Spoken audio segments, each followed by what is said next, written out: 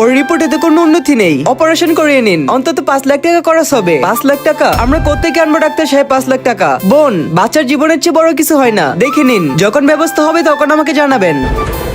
5 লাখ টাকা কোত্থেকে আনবো এখন? এখন বেটা একটাই রাস্তা আছে, আমি এই ঘরটাই বেছে দেবো। এটা বিক্রি করে আমি তোর অপারেশন করিয়ে নেব। আসুন সাহেব, এটাই আমাদের ঘর। সাহেব, এটাই আমাদের বিক্রির ঘর।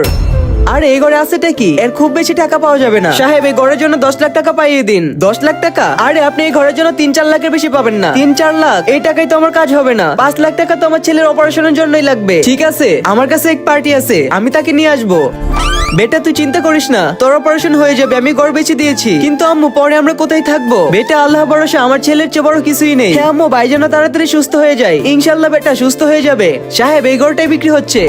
দেখুন সাহেব, এই বাড়ি 5 লাখ টাকায় বিক্রি হচ্ছে। 5 লাখ? ঠিক আছে, দিয়ে দেবো। এর কাগজপত্র বের করো। ঠিক আছে সাহেব, নিয়ে আসছি। তুমি তো 5 লাখ টাকায় খুব চমৎকার বাড়ি পাইয়ে দিলে। এই নিন সাহেব, কাগজ তো সব ঠিক আছে। এক কাজ করো, তুমি এতে টিপসই নিয়ে নাও, আমি তোমাকে পেমেন্ট দিয়ে দেবো। আমার বাড়ি থেকে নিয়ে যেও। এই নিন, এখানে টিপসই দিন। আরেকটা দিন, আরেকটা দিন। সাহেব, আমি টাকা কখন পাবো? আরে আপনি টাকার চিন্তা করবেন না, আমি গেলাম আর এখনই টাকা নিয়ে আসছি। অন্তত এই ঘর বিক্রি করার জন্য 50,000 টাকা তো নেবই।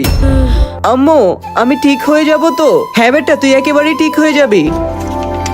সাহেব, আপনি এসে গেছেন, তাড়াতাড়ি আমাদের টাকা দিন। এই নিন টাকা, আর তাড়াতাড়ি আমার ভাগের 50,000 টাকা দিয়ে দিন। 50,000? আপনার ভাগের 50,000 টাকা কিসের? এই কারণে যে আমি পার্টি এনে আপনার ঘর বিক্রি করে দিয়েছি। আজকে দেখবো শয়তানকে হারিয়ে কে কে আল্লাহকে ভালোবাসে। যারা আল্লাহকে ভালোবাসে তারা ভিডিওতে লাইক এবং চ্যানেল সাবস্ক্রাইব করে দাও। আর শয়তানকে ভালোবাসলে লাইক সাবস্ক্রাইব কিছু করতে হবে না, আর কমেন্টে আল্লাহু আকবার লিখে যাবে। সাহেব, আমার ছেলের অপারেশনের জন্য 5 লাখ টাকাই দরকার, আর সেই জন্য আমি ঘর বিক্রি করছি। তো আমি কি পাগল যে অযথা এত মেহনত করছি? আমি কিছু জানি না, আমাকে 50,000 টাকা দিন। না সাহেব, আমি দিতে পারবো না। এভাবে দেবেন না মনে হচ্ছে।